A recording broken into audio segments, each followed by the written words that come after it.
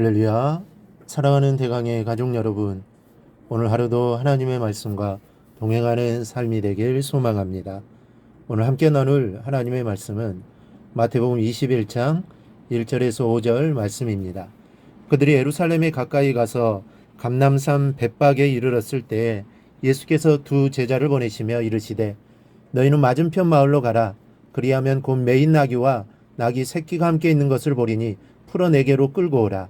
만일 누가 무슨 말을 하거든 주가 쓰시겠다 하라. 그리하면 즉시 보내리라 하시니 이는 선지자를 통하여 하신 말씀을 이루라 하심이라 일렀으되 시온 딸에게 이르기를 내 왕이 내게 임하나니 그는 겸손하여 나귀 곧 멍에 매는 짐승의 새끼를 탔도다 하라 하였느니라.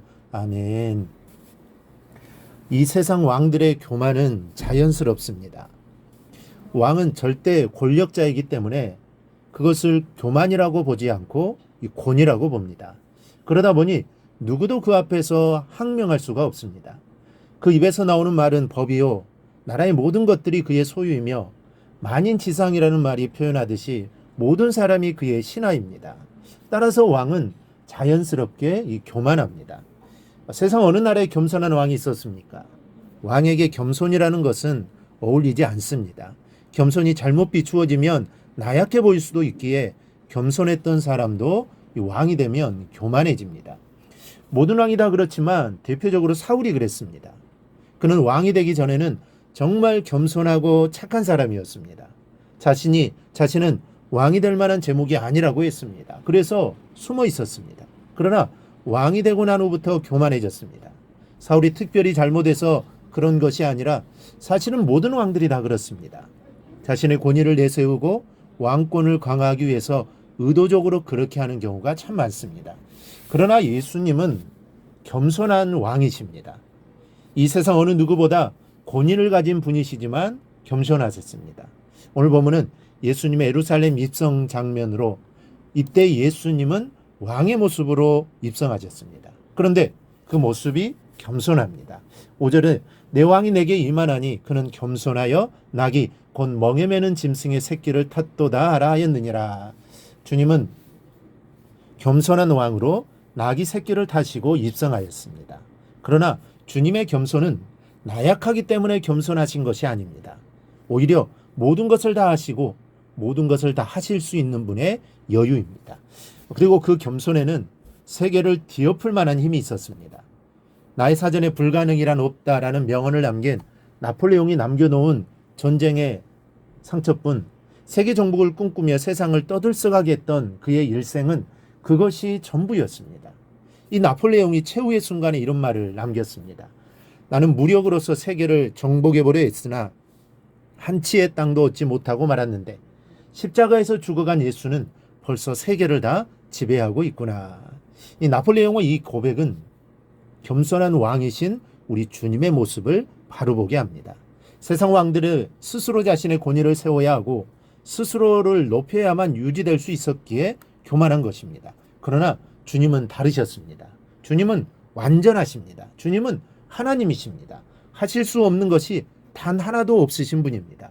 무엇이든지 다 하실 수 있는 능력을 가지고 계신 분입니다. 그러니 주님에게는 교만이나 권위, 위선 따위가 필요치 않으셨던 것입니다. 주님은 완전하시기에 겸손하신 왕이 우리 주님이십니다. 그러므로 그분이 나의 왕이 되셔야 합니다. 그분을 나를 다스리는 왕으로 모셔야만 합니다. 그러기 위해서는 두 가지가 필요합니다. 첫째는 내 것이 없어야 합니다. 이 나귀의 주인의 입장에서 보면 예수님의 두 제자의 행동은 이해하기 어렵습니다. 난데없이 내 소유의 나귀를 어떤 사람들이 와서 한마디 말도 없이 끌어갑니다. 나귀 주인으로서는 왜 내 나귀를 말도 없이 끌어가느냐고 말할 만합니다. 그러나 제자들의 대답은 절대적입니다. 주께서 쓰시겠다고 하셨다는 겁니다. 여러분, 주님께서 쓰시겠다면 드려야 합니다. 그 무엇이라도 드려야 하는 것입니다. 왕 앞에서는 내 것이 없어야 합니다. 모든 것이 주님의 것입니다. 나귀 주인은 주님의 말씀에 아무 말도 하지 않고 드렸습니다.